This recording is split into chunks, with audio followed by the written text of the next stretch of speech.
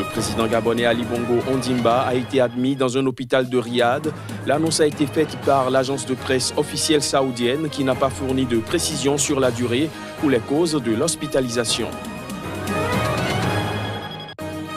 En Afrique du Sud, le procès de Duduzane Zouma, fils de Jacob Zouma, pour homicide involontaire, a été reporté en mars 2019.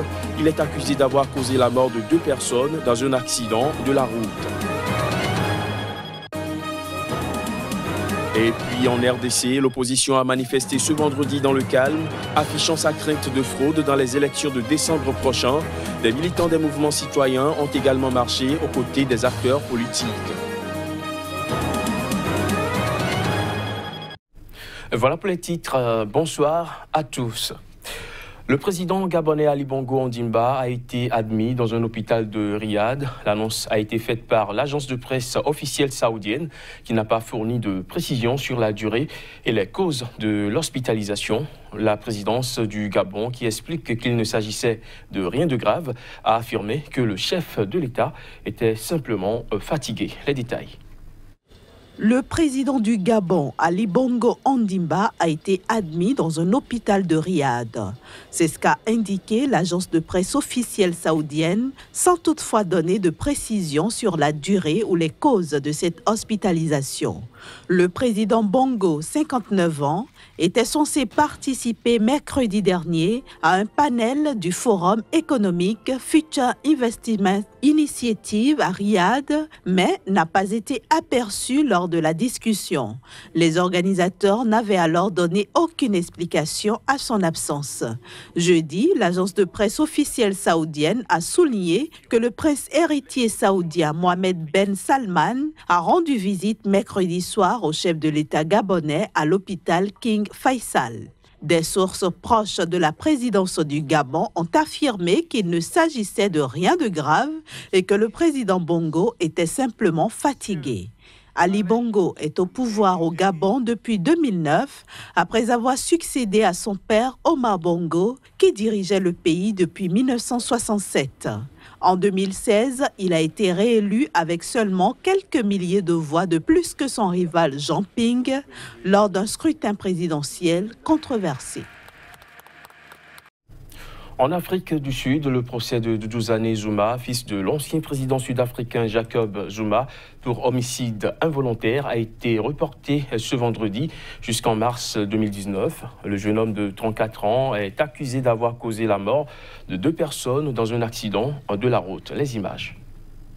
Duduzane Zouma, fils de l'ancien président sud-africain Jacob Zouma, sera jugé à compter du 26 mars 2019 pour homicide involontaire après avoir causé la mort de 2 personnes dans un accident de la route. L'annonce a été faite ce vendredi par la juge Eddie Barnard, chargée du dossier, dans un tribunal où se pressaient partisans et opposants à la famille Zouma. Le jeune homme de 34 ans a comparu brièvement ce vendredi devant un tribunal de Johannesburg, accompagné de son père, flanqué de gardes du corps. Duduzane Zouma est accusé d'avoir provoqué la mort en 2014 à Johannesburg d'une passagère d'un minibus qu'il a percuté avec sa Porsche. Une autre passagère a également succombé à ses blessures 3 mois après l'accident. Le parquet avait dans un premier temps renoncé à poursuivre Duduzane Zouma, mais sous la pression de l'organisation AfriForum, il a décidé de revoir sa position. Le jeune homme doit aussi comparaître devant la justice le 24 janvier prochain dans une affaire de corruption, un scandale lié à la sulfureuse famille d'hommes d'affaires Gupta qui ont précipité la démission de son père Jacob Zouma en février dernier. En bref, en République démocratique du Congo, l'opposition a manifesté ce vendredi dans le calme, affichant sa crainte de fraude lors des élections de décembre prochain.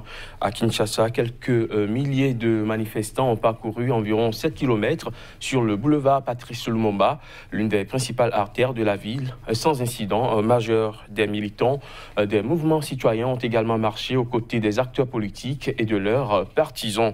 Il faut dire que les opposants se sont mobilisés utilisé pour protester en particulier contre la machine à voter, le fichier électoral corrompu et pour dire non à une parodie d'élections. Si ces marches ont été autorisées par le pouvoir à Kinshasa, Goma, Bukavu, Bunia et Mbandaka, elles ont été par contre interdites à Kananga et à Mbujibayi, puis à Kisangani. Je vous propose à présent de suivre quelques propos recueillis durant cette manifestation. Je pense qu'aujourd'hui c'est clair, le peuple a montré qu'il est souverain, le peuple est contre la machine à voter. Une grande démonstration de force du peuple congolais qui refuse la machine à voter, qui refuse le fichier électoral corrompu et qui veut de bonnes élections. Et donc les leaders avec le peuple en communion, à l'unisson, nous avons marché aujourd'hui pour dire non à la parodie électorale. Pas d'élection avec les machines à voter. S'ils ne retirent pas la machine à voter, nous déclenchons la transition sans M. Kabila pour aller aux élections avec des personnes qui sont capables de le faire. Restons en République démocratique du Congo pour dire que les principaux leaders de l'opposition congolaise se sont engagés hier jeudi à désigner d'ici le 15 novembre un candidat commun pour l'élection présidentielle du 23 décembre prochain. Cette décision a été prise à l'issue d'une réunion qu'ils ont tenue pendant 2 jours en Afrique du Sud. Reportage. Les ténors de l'opposition congolaise réunis pendant 2 jours en Afrique du Sud ont convenu de décider de la désignation du candidat commun lors de leur prochain conclave qui aura lieu au plus tard le 15 novembre 2018. Dans leur déclaration commune, ils ont également réaffirmé leur position de ne pas boycotter les élections du 23 décembre prochain et exiger l'organisation d'élections libres, crédibles et inclusives qui ne permettront pas la tenue de toute parodie d'élections. Par ailleurs, ils ont de nouveau appelé au retrait de la machine à voter, un écran tactile pour imprimer le bulletin dans le bureau de vote qui pourrait, selon elles, favoriser la fraude. Un accord de coalition politique des forces de l'opposition en vue des élections du 23 décembre 2018, dont le détail n'a pas été communiqué, a ensuite été signé. Participé à la réunion, les candidats à la présidentielle Martin Fayoulou, Vital Kamere, Freddy Matungulu et l'opposant Adolphe Mouzito, qui n'a pas pu se présenter. Félix Tshisekedi en course pour la présidentielle au nom du parti historique d'opposition, l'Union pour la démocratie et le progrès social et 2 autres candidats recalés, Moïse Katumbi et Jean-Pierre Bemba, avaient envoyé des représentants à Pretoria. L'Organisation des Nations Unies, l'Union africaine et la Communauté économique des États d'Afrique de l'Ouest ont réclamé à la Guinée-Bissau de tenir des élections législatives comme prévu le 18 novembre prochain. Les 3 organisations ont également appelé toutes les parties à assurer un bon déroulement du scrutin. Alors que le recensement électoral en Guinée-Bissau, dont la fin était prévue le 20 octobre, a été prolongé d'1 mois, une extension qui pourrait s'accompagner d'un report des législatives, l'ONU, l'Union africaine et la Communauté économique des États de l'Afrique de l'Ouest ont réclamé ce jeudi à la Guinée-Bissau de tenir des élections législatives comme prévu le 18 novembre. Les 3 organisations appellent à des efforts renouvelés pour assurer la tenue dans les délais et les conditions requises de transparence, de régularité et de crédibilité des élections législatives du 18 novembre qui permettront de renouveler l'Assemblée nationale populaire. L'ONU, l'Union africaine et la CEDEAO exhortent également tous les acteurs concernés à œuvrer à la création des conditions nécessaires pour le bon déroulement du processus électoral. À cet égard, elle souligne l'impératif que revêt la préservation de la stabilité institutionnelle et gouvernementale de manière à ce que tous les efforts soient consacrés au bon déroulement des élections. En visite au Soudan, le président égyptien Abdel Fattah al-Sisi a été reçu par son homologue Omar el-Béchir. Les 2 hommes ont convenu de renforcer la coopération entre leurs 2 pays. Au total, 12 accords de coopération ont été signés par les 2 parties dans différents domaines. Voici les images. Le président soudanais Omar el-Béchir a levé ce jeudi l'interdiction d'importer des produits d'Égypte imposée il y a 17 mois en raison de tensions entre les 2 pays. Il a également affirmé que les 2 pays avaient convenu de connecter leur réseau électrique et d'établir une liaison ferroviaire entre le Soudan et l'Égypte. C'était à l'occasion d'une visite officielle du président égyptien Abdel Fattah al-Sisi à Khartoum. 12 accords de coopération ont également été signés par les deux pays dans différents domaines. Nos efforts communs sont couronnés aujourd'hui par la signature de 11 ententes pour encourager la coopération entre nos deux pays dans plusieurs domaines.